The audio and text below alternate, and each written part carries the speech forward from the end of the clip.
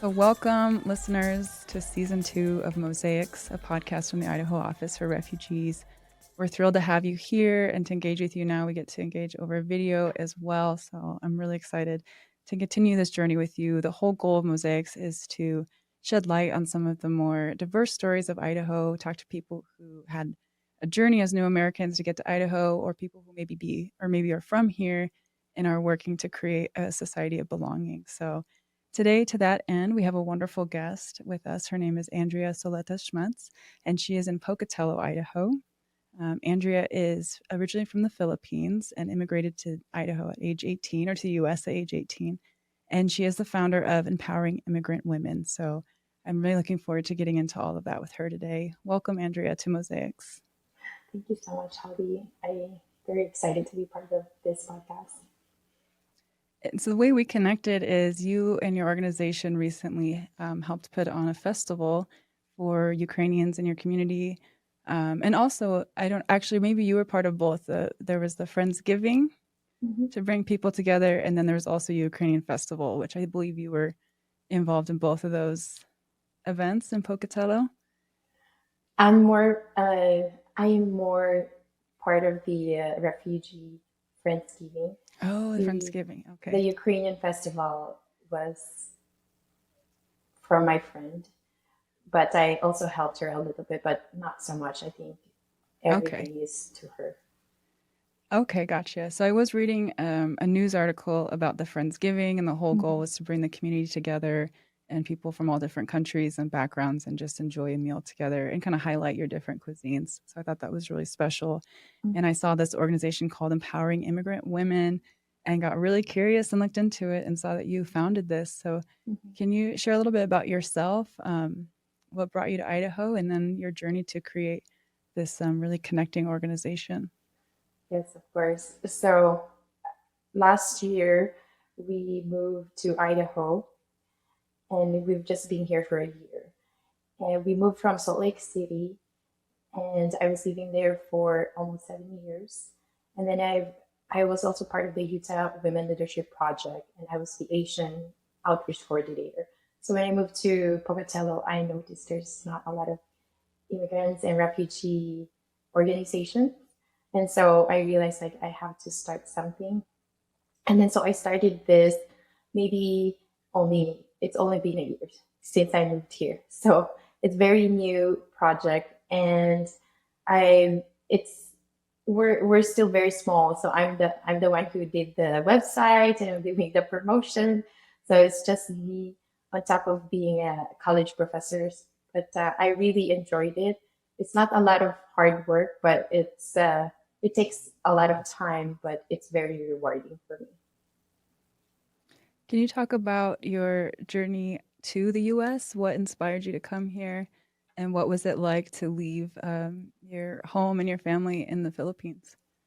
Yes, I moved here when the first time I visited America was I was 16. And I kind of just wanted to see how does it be like living here. And it was really hard. So I said, no, I'm not going back to America. It's really cold and it's really hard. My friends are back home in the Philippines. So I didn't. So I moved back. So I was just here for 6 months and I moved back to the Philippines. And I attended one year of college in the Philippines. Then I realized that I really wanted to go back again. And so I moved back again to America, and did, I took an English test, and I said, if I pass it, that means I'm supposed to be here. And I didn't study for the English test. And I said, I'll just do my best. And then I passed. So I said, well, maybe this is where I'm supposed to be. And it's always been my dream since I was 12 to attend BYU. It's a university in Provo. It's always been my dream. And so I really worked hard to get in. But before getting in, I lived with my aunt and my cousins for a couple of semesters. And in exchange of free rent, I babysat three of my cousins while going to school at Ensign College and also working part-time. Wow, busy years for you. So Mhm. you were able to come through a student visa? Yes, Is that how it worked out for you? yes. So I applied for a student visa, and it was the first few months was really hard. I remember I didn't my clothes wasn't the proper clothing because I came here January of 2010. I Oh, started school in July 2010. I was really cold and I had a nosebleed and I was freezing because I didn't have proper clothing. hmm. And money is very tight because my parents paid for it, but it's Philippine peso to dollars, so it's more expensive. Yeah. And you're from a place you said Cavite in the Philippines. Can you describe what that place is like? Yes, Cavite is 30 minutes away from Manila. Manila is the capital of the Philippines. And it's more like a rural place. It's a province, Cavite. And I really enjoyed it because it's not very busy, unlike Manila. But it's very close to Manila, where if we want to go and um, to go to Manila, it's only 30 minutes away. And when you were growing up, what did your parents do and what was your household like? Did you speak multiple obviously you speak English very well. I imagine maybe you spoke other languages. Can you talk a little bit about what that family life was like for you growing up and maybe just your home life? Yes, I'm very lucky to have wonderful parents who raised me very well and my three little sisters. So I'm the oldest of four girls, and we, my mom is a stay at home, but we have a family business. So our business is in the basement or in the first floor, and we live on the second floor. And and so I really had fun growing up. And I remember I always play with my sisters, and I sometimes forget to do my homework. So sometimes I failed some of my classes, and but I really had a I was blessed with a good childhood memories. The oldest of four girls. That's really cool. You know, I grew up with three brothers, so I have no concept of that. But now I have six nieces, and Uh-huh. um, my oldest niece is the oldest of also three younger sisters. So I get to see more of what that looks like with sisters instead of with Yes, brothers. So yes. that sounds like a really neat childhood. What was the family business on the first floor? It's photography business, and it was named after me. It was called Andrea's Frames and Photography, and it was a very popular business in our city back in the 90s because my dad established it maybe 1992.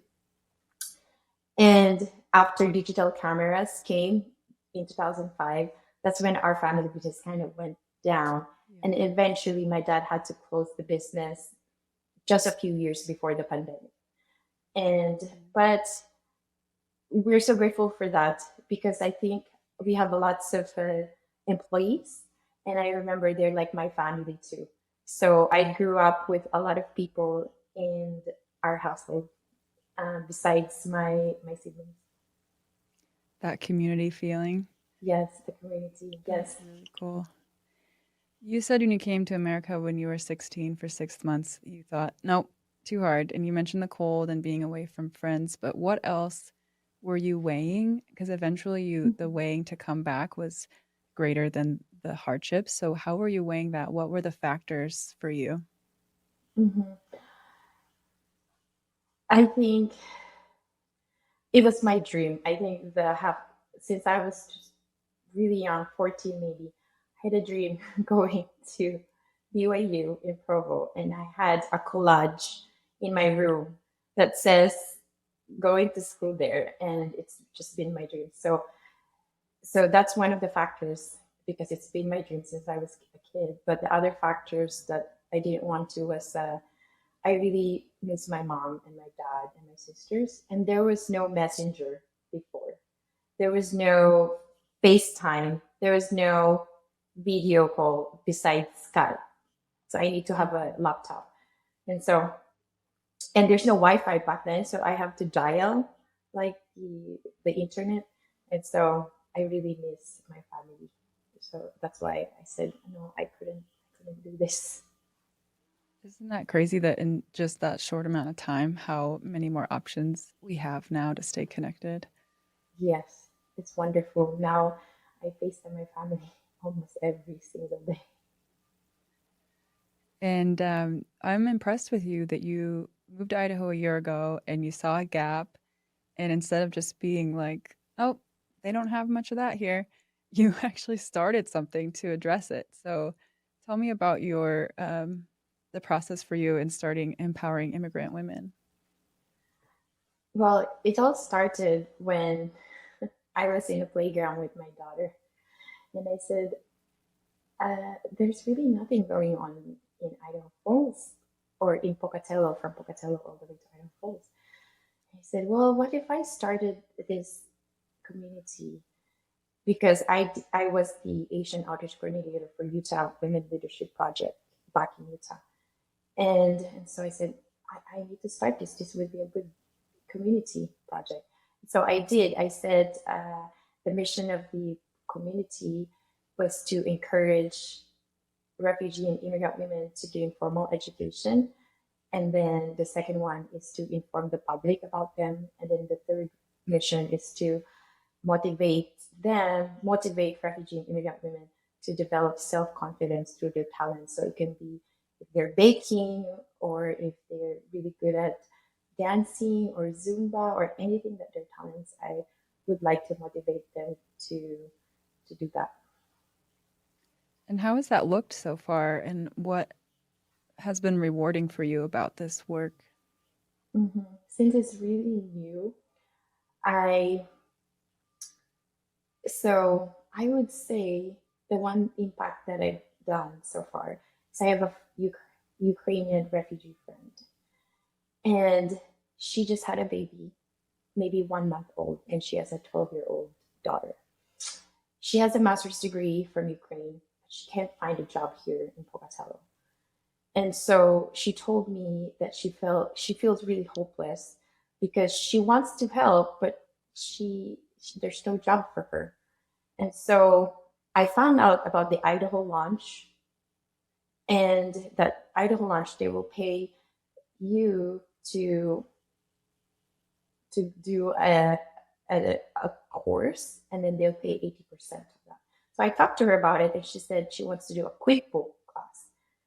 And I said, perfect. Why don't you do the QuickBook class? And so she was able to get the 80% scholarship, but she still has to pay $600, and she doesn't have that money right now. So I said, don't worry, I'll try to find a sponsor for you. And it's really awesome because I connected her with Bridges.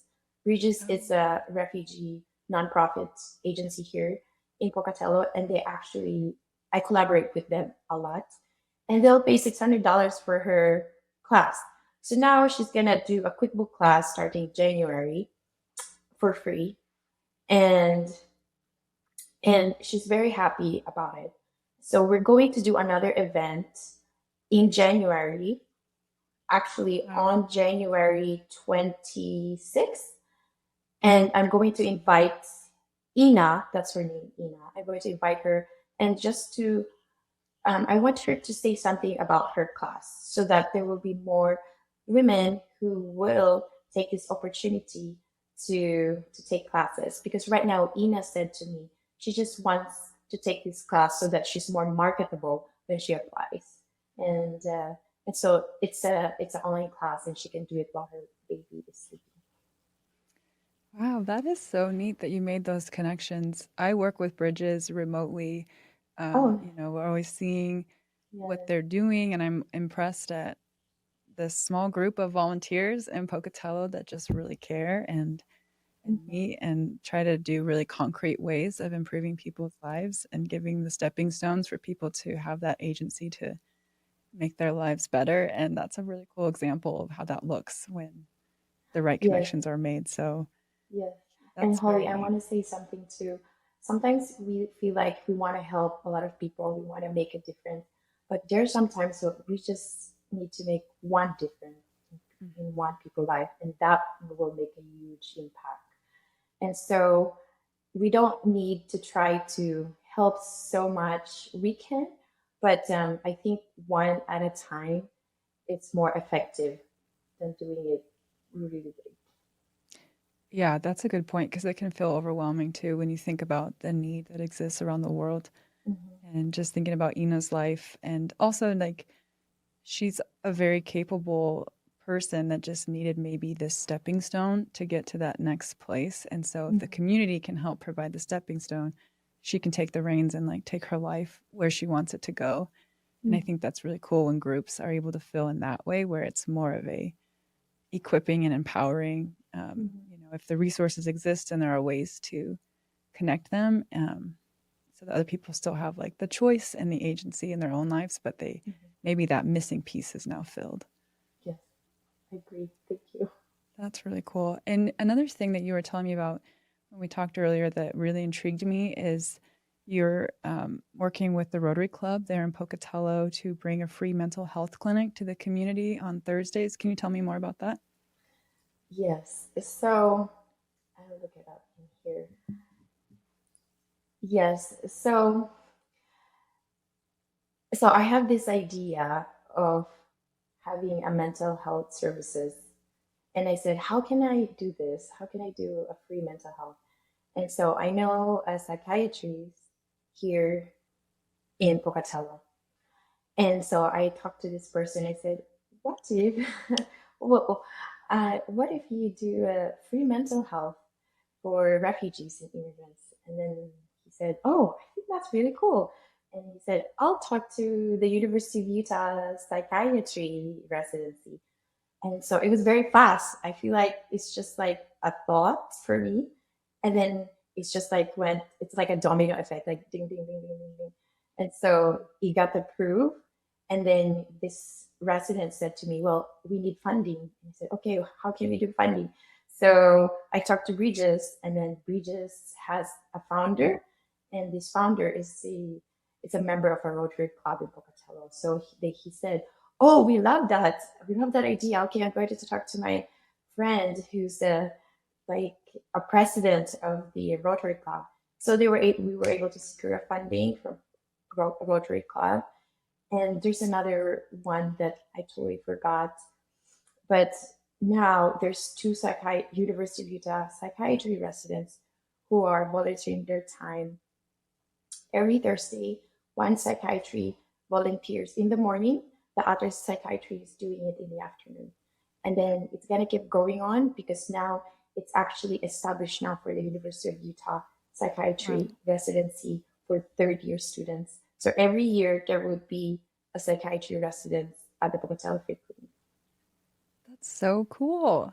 Nice work bringing that. Can and you mentioned that the current psychiatry resident speaks multiple languages, which is so amazing too. So can you talk about Mm-hmm. that a little bit more and how that Yes, helps the this patients? this psychiatry resident, he's he's he speaks Ukrainian, Russian, Spanish, Tagalog. Tagalog is for the Philippines, and a little bit Shoshone. I don't know if you know Shoshone. It's the Indian tribe here, Yeah. and so he can speak like six. Wow. And so he told me he had a Ukrainian refugee came in, but this Ukrainian refugee didn't want it at first. He's like, no, because it's a taboo. So he said, no, I don't want to go. I don't want to go. And then they said, well, the psychiatry resident speaks Ukrainian. And then he said, oh, really? Okay, I'll try it out. So he did. And they spoke Ukrainian, full Ukrainian for the entire time. And so I think at first he didn't want it, but when he found out that this psychiatry resident speaks Ukrainian, he felt more comfortable, so he was able to do it.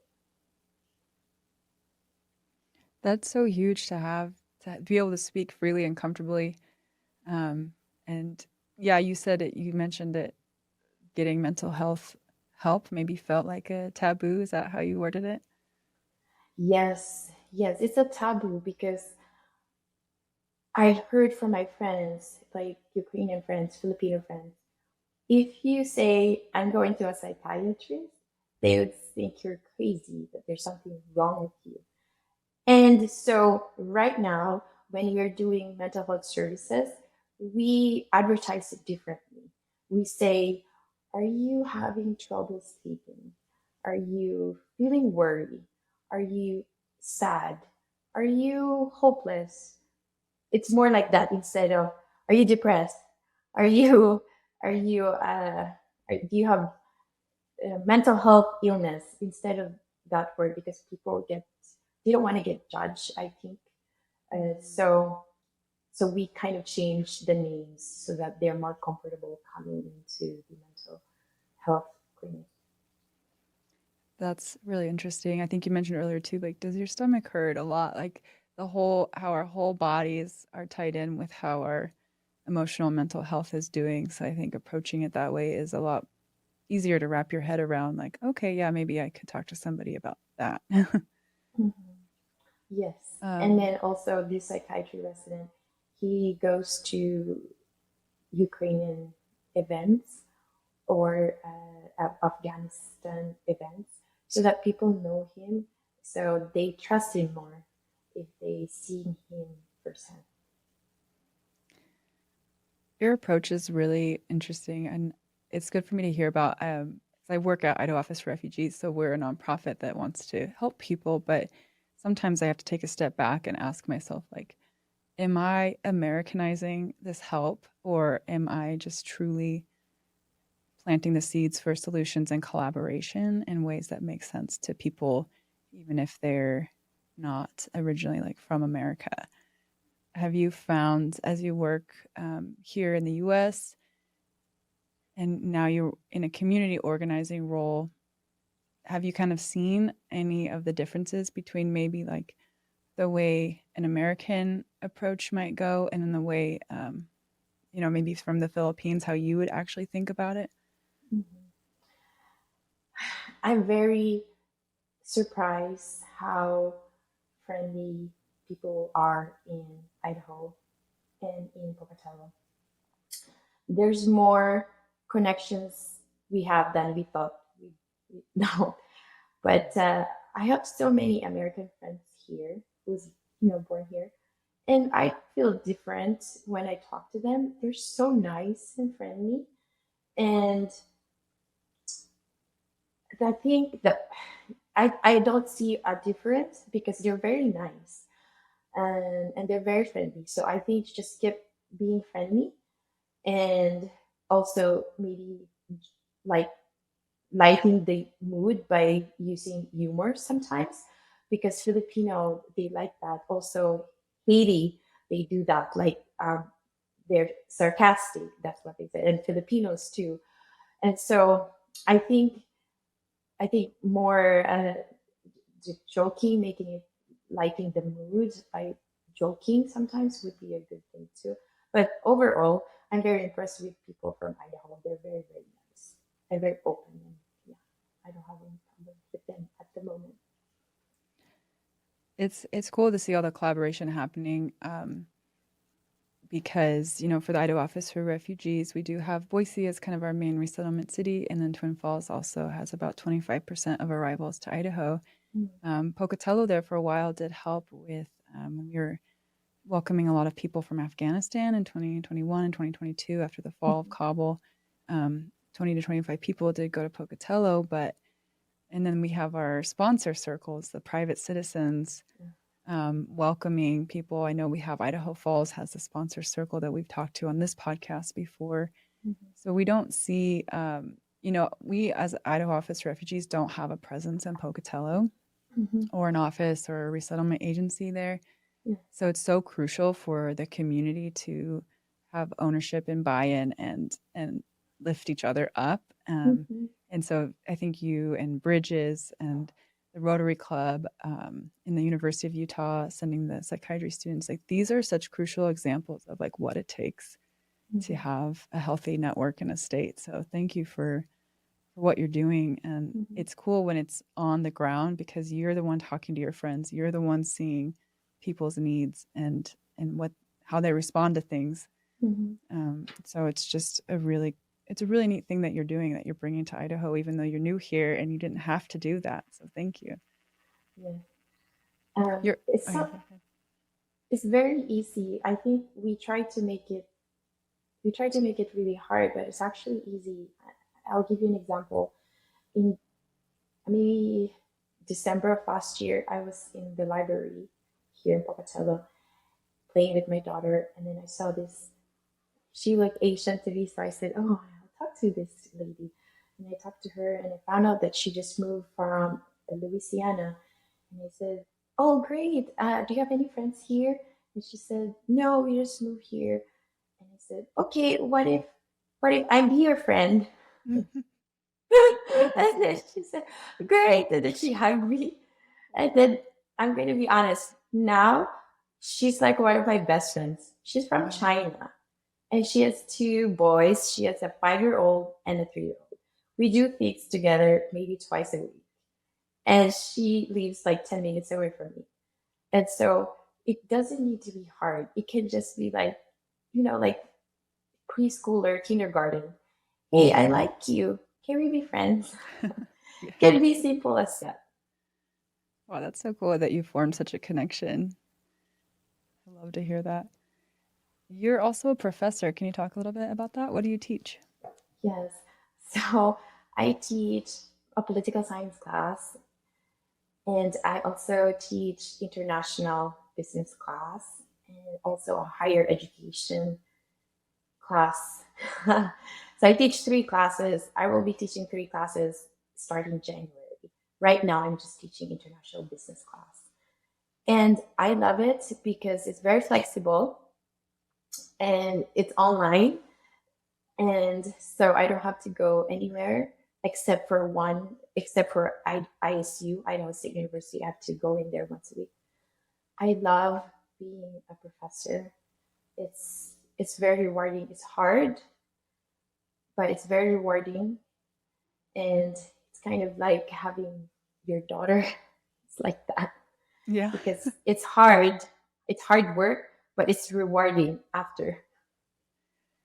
Yeah, and I imagine teaching, is it tough to teach a political science course in the US? Like, do you get into some heated discussions, or how do you kind of work through all those delicate topics? Yes, it's hard. I majored in political science, so it was hard. It was hard for me for the first few years when I was majoring in it. But now I'm teaching a peace and war class. It's within the political science department, but it's a peace and war. So it's basically like how do you deal with peace through yourself, through your family members, through community, and through the world. And then why do we have conflict and why do we have war? And so that's what I will be teaching in January. And so yes, it can get heated when they find out that I'm a political science professor. But I try to when I don't agree with them, I don't like add more. I just Mhm. be quiet and I just nod my head and I said okay, and then a few minutes I would try to change the topic. So Mhm. Yeah, I'm just thinking about how much more heated the conversation around politics has gotten in the US in recent years, and it can mhm. be really hard to talk about even with like your family or especially with your family. But I imagine like trying to lead a class of like young minds through some controversial topics or like heatedly divided topics that Yeah. um it's a really fascinating discussion, I'm sure, but it's also um I think sometimes we don't always know how to debate these things. Sometimes it just gets emotional. So, Yes. this space for your class is probably a special space that they can Yes. just like talk through these topics. And Yes, I agree. And I want to also say something about how hard it is just about family talking to family members. Yes, it's so hard, but I always think, is this the road I'm gonna go through? Like, which is more important, this political candidate or my relationship with Mhm. this person? It's more important my relationship with this person, so I'm not gonna go and say, you're wrong Hmm. because this person's more important to me than this political candidate. So that's how I deal with it. Yeah, my family's been that way too. It's like relationship first above all else. That's what matters most. So I'm really grateful for that too. So Andrea, you are going to be helping people through your higher education in the United States class. So it's at ISU next semester. And Mhm. you've told me that this class is really geared toward refugees, immigrants, single parents, or anyone that's wanting to go to college to further their education. It sounds like people can come sit in. I don't know for sure if they're not an ISU student. Correct me if I'm wrong, but tell us about this class. Yes, this is so wonderful. So I pitched in this class to continuing ed, and I said, "Oh no!" When I was pitching it, they looked like they are not interested. So I said, "Oh no, they don't like it." And then after I pitched it in, they said, "This is so wonderful.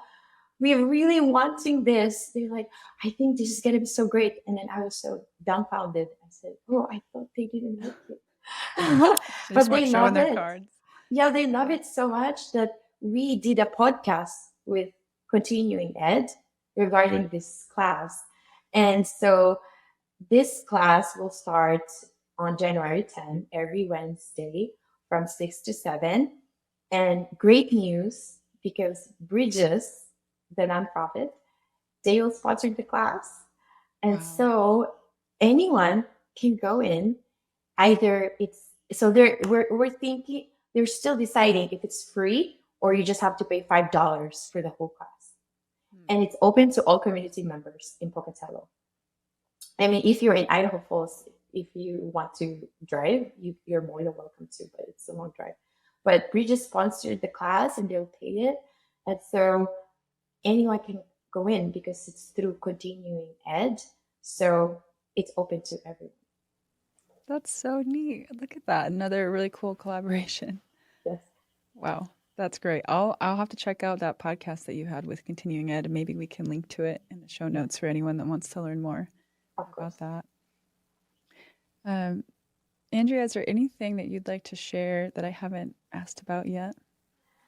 No, I just want to tell you about our upcoming events so people Yeah. can go. So on January 26th, 2024 at 5:30, we're doing an immigrant and refugee event and we're going to talk about there will be students from my class, from the ISU class. They're going to talk about what they like about my class, and we're going to spread the word so that there will be more people who will register for this class for the next semester.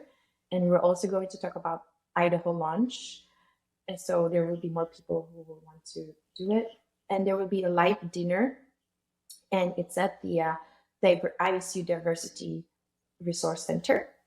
So we would love everyone to go in, and we would love if you are a refugee and immigrant women, but any community members are more than welcome to come as well. And then the other event that we're trying to do is on March 8th, and it's the International Women's Day.